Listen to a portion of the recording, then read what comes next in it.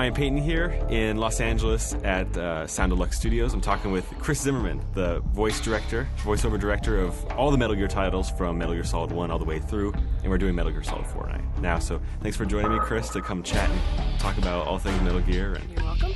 And all things voice directing and all those good things. And just wanted to maybe give you a chance first off to talk a little about yourself, so maybe you can tell me, or tell the listeners more importantly, just what you do for a living. Well, basically, I cast and direct the actors who portray the different characters in video games and in animated cartoon series. Can you talk about some of the projects you've worked on in the past? Well, one of my favorite animated series that recently finished recording was a show called The Grim Adventures of Billy and Mandy. Mm-hmm. And that was particularly fun because it just was larger than life. We got to have a lot of, with the video games, everything is very realistic or somewhat realistic in the fantasy worlds in which you live in the game, but the acting is more subdued, and with something like The Grim Adventures of Billy and Mandy, it's very loud, very slapstick, very fun. Some actors, do they appear in Metal Gear, like some people I might know? Actually, Greg Eagles, who was in the first one that we recorded. Frank Yeager for MGS1. Yeah, Gray Fox. Yes. Yeah, he played Gray Fox. He plays the Grim Reaper. No kidding. And the Grim Reaper is a cartoon version of the Grim Reaper who happens to be Jamaican. No kidding. So that's a lot of fun. And he also shows up in one of my favorite games, Killer 7, one of your favorite games that you worked on. Yes. Killer 7 was a very wonderful game. Yeah, he played Garcian Smith in that one. Mm-hmm. That's right. So, you work on a number of game titles, not just exclusive to Metal Gear. Correct. So can you talk about some of the projects you worked on? Oh gosh, it's hard to come up with them off the top of my head, but I did the X-Men Legend titles and the Marvel Ultimate Alliance title. Those were real fun because with the superhero characters, again, you get to be a little broader than when you're playing a human character. True. Cool. Well, can you tell us about your first encounter with Metal Gear, the Metal Gear Solid series? I mean, you have a great story about how it all came together.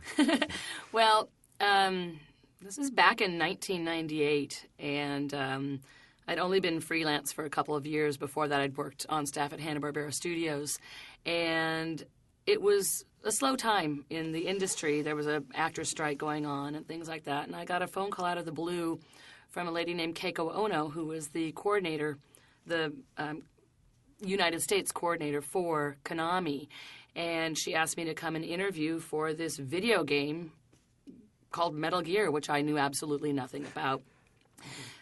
So I ended up basically being the one that they chose for the directing of the job.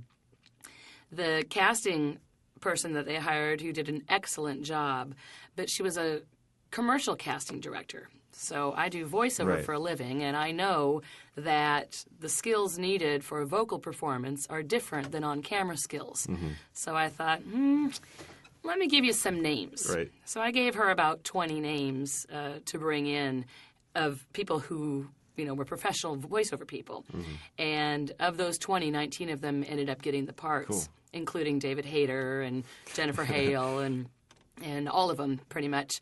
And the funniest part was with David, because I hadn't seen him probably in 4 years. Right, you were working on some kind of project since the audition. That, right? Yeah, he did an episode of Captain Planet years and years before I remembered him, and I thought, oh, that could be good. So bring him in, and he happened to be wearing a bandana.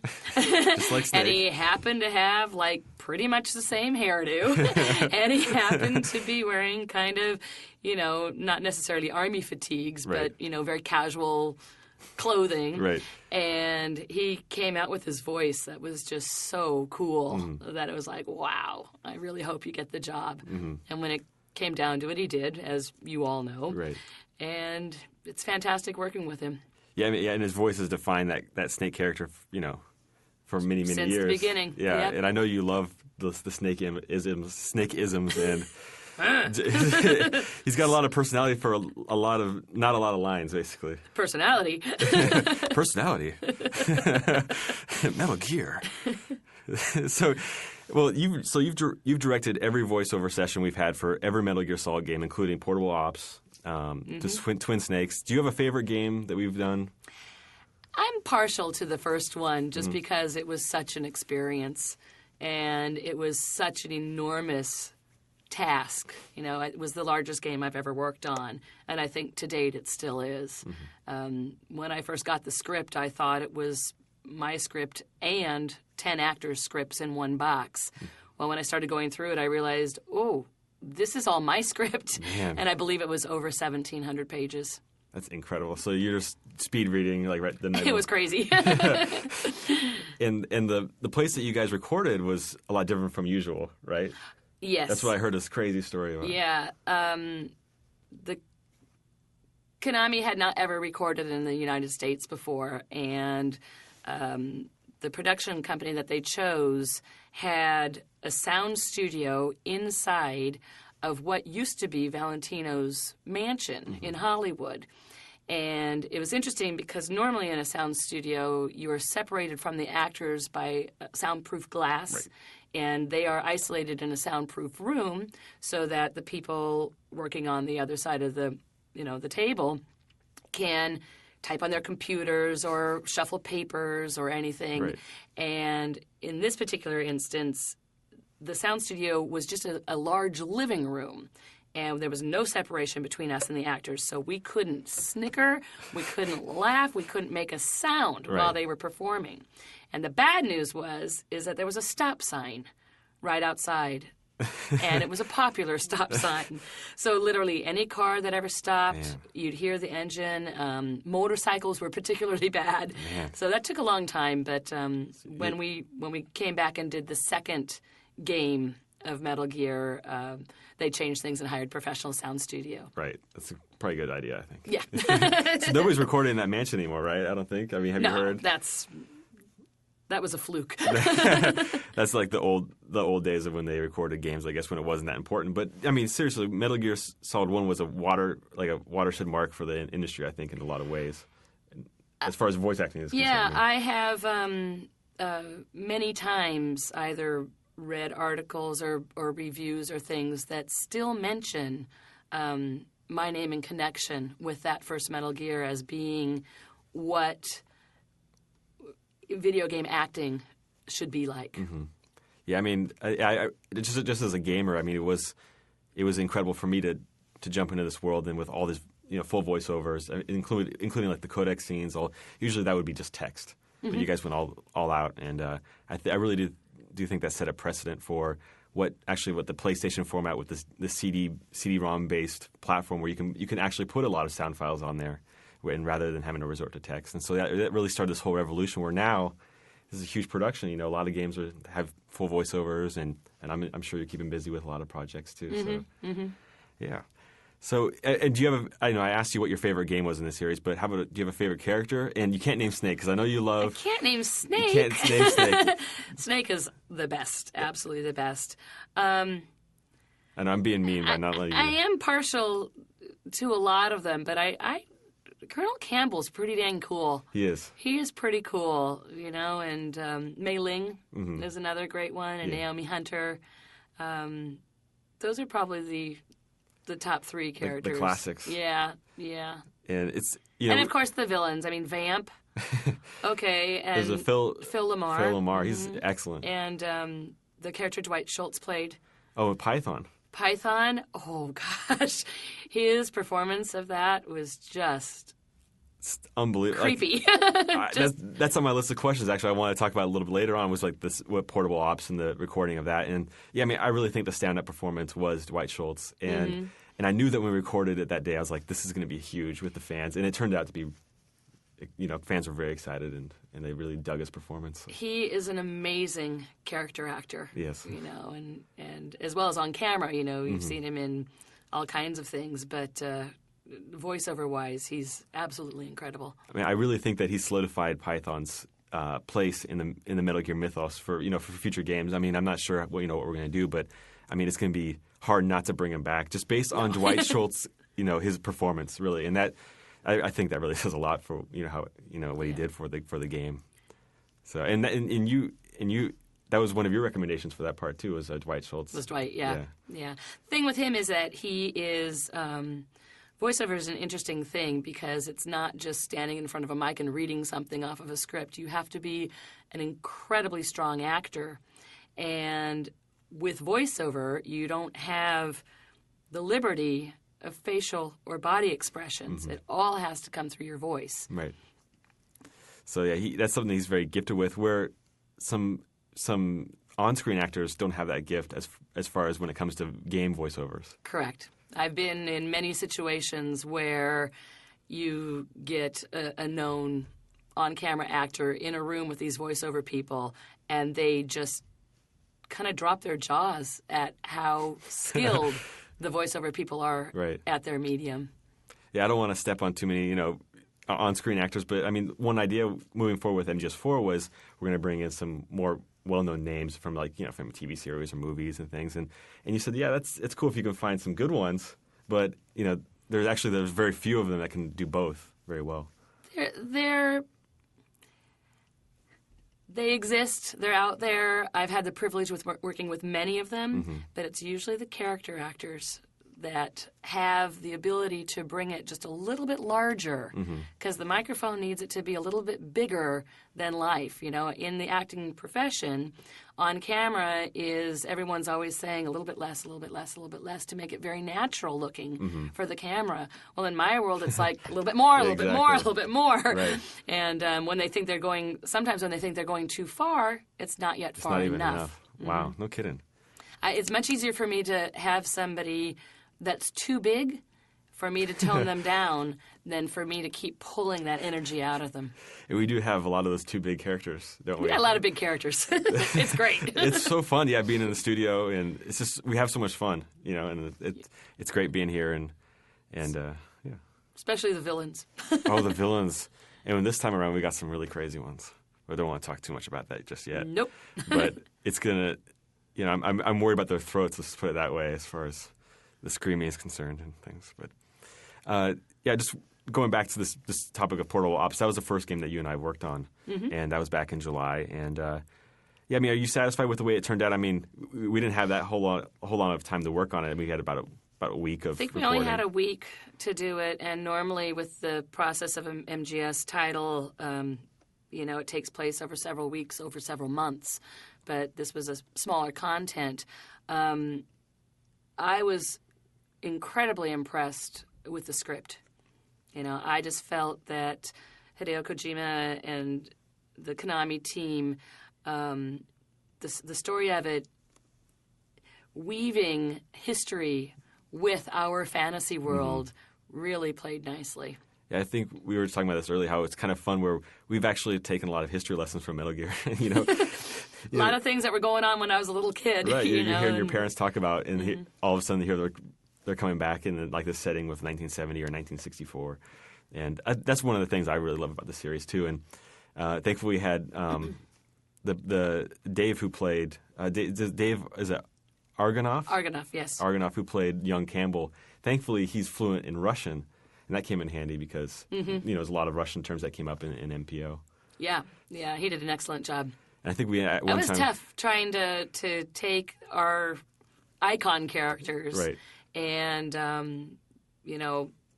some of them can't play that much younger, right. 30 years younger or something like that, and to find the right personality traits for our characters that already existed was a little challenging. It's challenging, but it's fun to hear them too. And all of a sudden, his performance is definitely going to affect the way that we cast it, or we've created Campbell's character for MGS4, for example.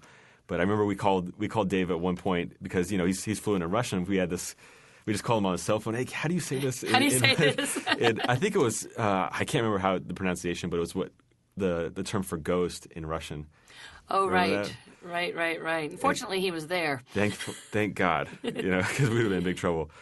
But one other thing I want to ask you about is this whole process of recording a Metal Gear title. And does that differ at all from recording another video game title? I mean, the way that you go about it, the way that we bring the preparation to the table. I mean, can you talk a little about that? Sure. Acting is acting, on one side of things. With an animated series, I get my entire cast in the same room at the same time. So I get that feel of the banter and the talking back and forth. Normally, video games, and mainly this is because of cost effectiveness, record one actor at a time. So it's more difficult to remember the energy level of a scene. Well, with the Metal Gear titles, we wanted to have a higher quality of performance from the actors, so we record in small groups with the actors being in the same room together. So you get, scenes that are maybe 50 lines long that isn't taken in one take. Right. So I think that helps play with the spontaneity of the situation. I do love that. Yeah, that part is very, very nice. As I mentioned before, the paperwork on these games itself is mind-boggling. And our U.S. coordinator, Keiko Ono, does an incredible job in charting it out, making sure that all the scenes get done. And with voice acting, we're under a 4-hour contract. Right. So we have to judge how many lines we can do per hour and who's talking to who. And it's just this incredible puzzle that has to get put together and then, come together with the group of us. Right. So it's challenging. It's But quite a task. Yeah, it is, and it's tough casting 2 or 3 people in the same room. But I really do think it pays off. I mean, there's some definitely. recent games that came out. I won't name names, but I mean, you could definitely tell that they're recording each actor, separately, and they all mix it together, and then the levels are off, the tension's different. Yeah, and it's much different to have the conversation back and forth. And even if someone is missing, I usually want to read in the line of the person that's missing so the actor can respond off of something. True. I don't believe in the method, excuse me, where an actor comes in and has 100 lines and they just repeat each one 3 times. And then you try to fit it in there later. Is that what they do? They give different variations? Sometimes. And they just mix, oh man. Sometimes. I wouldn't want to be at the editing into that. No.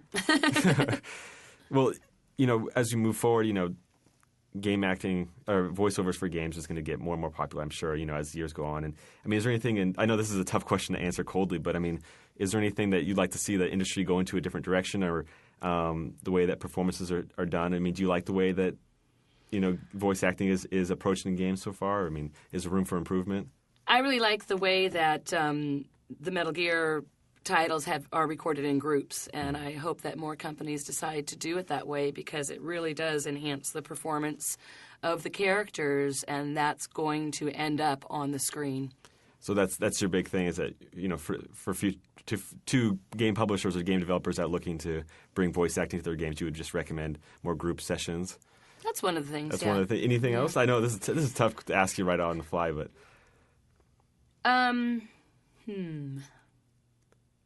open the pocketbooks a little more. Yeah, I was just going to say, unfortunately, because many of the sessions are paid at actor minimum, I'd say 90% of the actors that are hired at the minimum rate.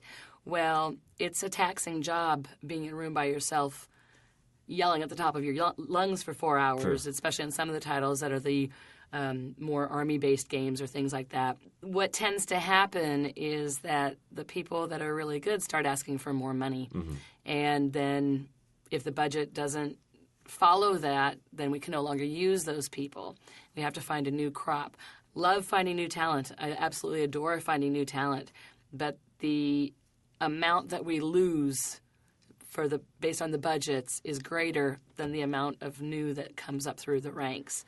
So I would hope that we got some bigger budgets once in a while. Right, definitely. Yeah. But I mean, on the other hand, it'd be nice for it to be a little more cost efficient for smaller developers who want to put voices in their games without having to, hire or literally ask the programmer to come in and say, yeah, which is very fortunate that some of these, some of the A-list voiceover actors are still willing to come play, especially if you don't take too much of their time.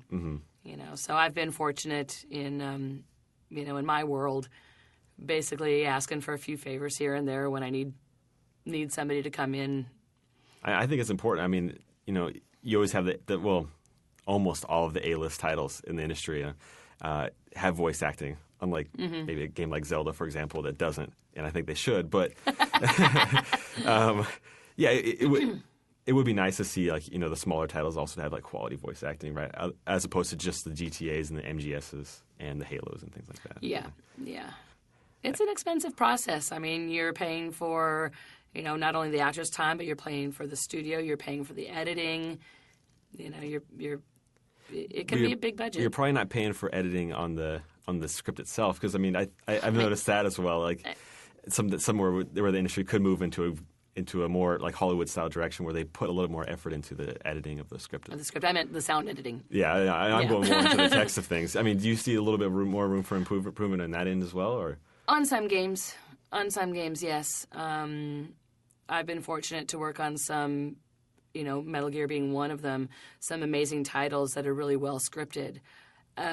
For example, I have the pleasure of working on the Two Human title, and the script of that is absolutely amazing. Mm-hmm. And what they've done with the world in which that game will exist, and you're going to have to wait to find out, is absolutely incredible. So you work with Dennis Dyack on that? Yes, right. And Dennis worked on one of the on Twin Snakes, yeah. Twin Snakes, that's right. See how it all comes together? Yeah, this is full Silicon circle. Knights. But yes, yeah, actually, I worked on with Dennis Two Human. Actually, about 10 years ago, we recorded it, but it was a completely different game back then. It's been in development for a long time, right? I think on N64 is when it was first supposed to come out on PlayStation, or it's been all over the place. It got shelved, and then they held onto it and recreated it, and it's absolutely fabulous now. Cool. I'm looking forward to it, and I'm glad you're involved with that. So that's a cool project. And you're also involved with another project that I'm particularly excited about, and that's No More Heroes. And that's coming from our buddy Suda. Yes, Suda Mr. 51. Suda, creator of Killer 7. Yeah, your favorite game of all time.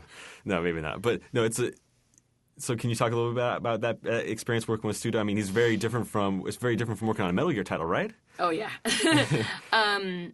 The layering in that particular game from a player standpoint, I think, is very interesting. And he also, Metal Gear is a very difficult game, and I personally cannot play games because they're too complicated. But with Suda's, what's very interesting is that the twists and turns that he takes and the surprises that happen throughout the game, which are just very intricate and interesting.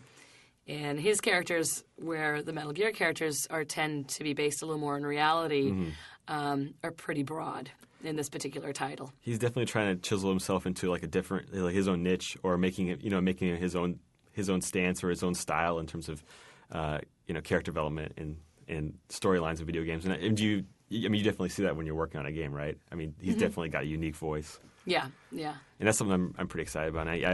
And I know that he keeps a lot of the Japaneseness of his title, whereas in Metal Gear we try to suppress a little bit. Yeah. A little bit different styles there. Yeah, it's very interesting. Very interesting. In a good way. In a good way, yes, of course. In a good way.